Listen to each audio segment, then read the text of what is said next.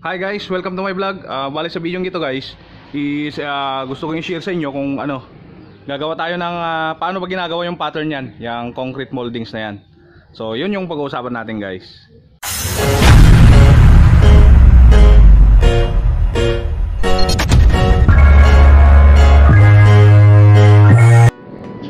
So yan guys, bale nakapag-drawing na ako ng gagawin nating pattern. Kumbaga yan yung gusto mong design. Yan, design ng concrete moldings mo.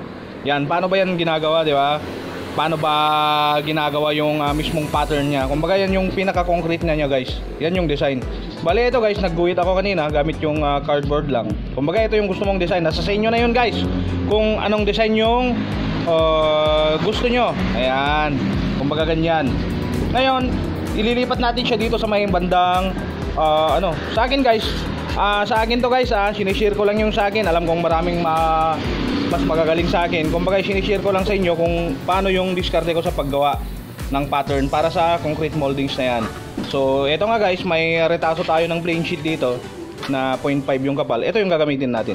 Kumbaga ito yung kanina. Ayan, bale na ilipat ko na, na-drawing ko na siya kanina dito. Ayan, bale yan na siya guys. Ayan, make sure lang guys na yung pattern mo ay yung gagamitin mong yero is syempre yung diretso dito, tuwid dito, ang ganda. Tuwid. Kumbaga nasa yan guys, nasa eskwela, yung dito niya, nasa eskwela yan. Yun. So ngayon linipat na natin, nilipat ko na kanina. Ayan, ang gagawin ko, susunod na gagawin natin guys is guguntingin ko lang yan. Yan, guguntingin ko yan.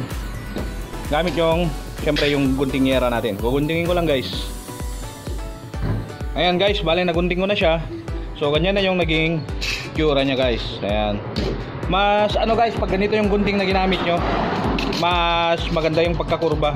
Kumbaga dun sa karaniwan na ginagamit nating gunting. Pero kung wala, pwede rin naman yon. Tapos dito sa mga gilid-gilid niya, ayan, dun sa may pinagguntingan, kung medyo magaspang yan guys, is lihayin mo na lang dito. Kailangan mo lihain yan guys para pumino, para pag ginamit mo siya, pag hinagod mo is smooth yung niya guys. Kumbaga makinis. Ayan. Bale yung guys, yung sample natin, sample na concrete moldings natin, ito, yung pattern natin ito kanina, yung is 5 inch, 5.5 inch yung haba niya, lapad niya. Ayan, tapos 2 inches yung niya, taas niya. Ayan, sample video lang to guys.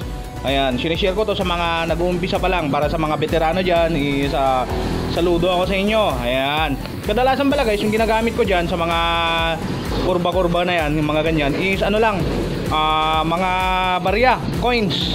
Ayan, coins. Tapos kung medyo malaki naman yung mga mga takip ng soft drinks, ganyan, yung takip ng mga 4 liters na galon. 'Yun. Yung mas malalaki, pag malalaki. Pero pag ganito guys, is okay na yung 1 piso. Ayan, 5 piso. Ayan, tapos yung mga takip ng takip ng soft drinks. So ayan, so balik tayo dito. Balik ganito na yung itsura guys. Ayan, okay na, di ba? Sa iba is yung ginagamit nila is PVC. Ang ginagawa nila ay PVC. Pero ako is ganito yung ginagawa ko. Yero siya.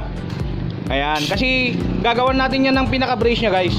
Ayan, kasi itong pattern na to guys is applicable to sa kumbaga gagawin mo siya sa lapag. Hindi mo siya gagawin sa actual na gagawin mong ganyan, na ihagod mo lang. Kumbaga ito, yung gagawin natin is sa siya guys, gagawin mo sa lapag. Tapos pagka natuyo na siya, tumigas, saka mo palang ikakabit doon sa may kumbaga sa may pintuan, kaya sa palibot ng bintana, ganyan.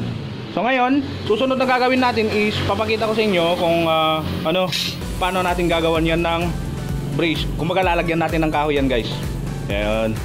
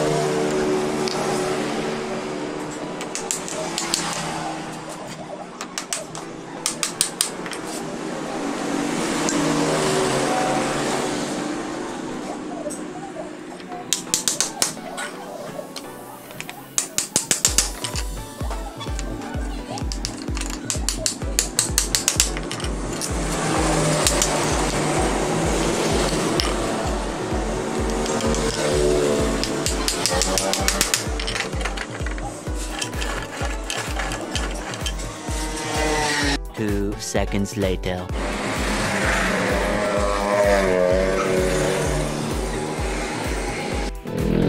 Ayan, eto na siya guys, bali na kompleto na natin. Eto na, ayan. Kaya ko linagyan dito ng kahoy para brace niya, para hindi gagalaw-galaw ng ganyan, sasayaw-sayaw. Ayan. Tapos dito sa bandang ilalim niya guys, eto bandang ilalim. Ayan, naglagay ako ng ganyan. Kumbaga yan guys, is nakapatas din dito, naka-level yan doon. Kasi may purpose yan guys, kung bakit nagkaganyan yan, ginawa kong ganyan. Ayan. Ang purpose yan guys is kumbaga, halimbawa, ayan na, eto. Tingnan nyo mabuti guys, ito magkapantay dito hanggang dito. Tapos pero ito is mas mababa na siya. Di ba? Pero make sure guys na magpareho yung sukat nito dito saka doon. Ayan. Kasi ganito yan guys. Ang purpose nun, kumbaga for example is ito, make sure lang na ano guys, yung paggagawa nyo is tuwid. Diretso dito, nakadiretso siya, tapos naka-level siya. Kasi susunod yung ano guys, susunod yung gagawin mong moldings. Kung yung board mo dapat, kung saan ka gagawa, dapat nasa straight line yung tuwid, tapos naka-level. Ayun, dapat ganun siya guys. Kasi itong kanal niya, ayan, yung kanal niya, sensya na wala akong kasama. Bale, dito yung papatong guys Ayan. Ayun, nakapatong siya dun. Dito guys ayun. Hope guys na nakikita nyo. Bale, ayan siya guys ayan. Nakapatong siyang ganyan. Tapos susunod mo na lang siyang ganyan Kumbaga tutulak mo na lang siyang ganyan. Yan. Di ba? Kumbaga nandito na yung halo. Sa susunod na video ko guys, gagawa tayo ng sample kahit konti lang para makita nyo kung paano ko siya gamitin. Ayan. Kasi kung hindi natin linagyan ng guys, ng brace, pag gumawa ka, ganyan yan. Kumbaga pag hinagod mo is maaaring hindi mo siya makontrol mabuti. Ayan, lalo na sa mga katulad kong nag-uumpisa pa lang. Pero kung veterano ka na, hindi mo na kailangan to, di ba? Ayan, di ba? Kaya ko linagyan ng brace, yun nga. Siyempre, pag hinagod mo siyang ganyan, hindi mo siya makontrol kung di ba? Kahit sabihin mong lagyan mo siya ng kabilang parang guide niya para hindi siya umiwas. Paano naman pag ganyan? Di ba? Oo nga, may tutuwid mo siya, pero ang point ko is yung pagka natumba mo siya. Pero dito, wala na guys. Hindi mo na kailangan na maglagay pa ng guide kasi yung pinaka-guide mo is yung pinakagilid ng board. Gawa na nga ng ganyan, di ba? Yung niyang ganyan dito. Kasi yan, tapat na yan dyan. Didikit na yan dyan, tapos hagod mo na lang, di ba? Walang ka problema. Yan. Tuwid na tuwid. Basta yung mo guys is kailangan tuwid din yung pinaka gagawa mo ng pinaka board mo na gagawan mo ng concrete molding. So ayan nyo guys, sa susunod gagawan ko ng video yung yung sa naman actual na paggawa. Yan, gagamitin natin yan para sa inyo. Ayun. So hanggang dito na lang guys. Maraming salamat sa panonood sa vlog ko na to. Yan, please subscribe to my YouTube channel para sa mga hindi pa nakakapag-subscribe dyan. Baka naman pahit nyo na rin yung notification bell, saka palike na rin. Maraming salamat. Hanggang sa susunod. Paalam!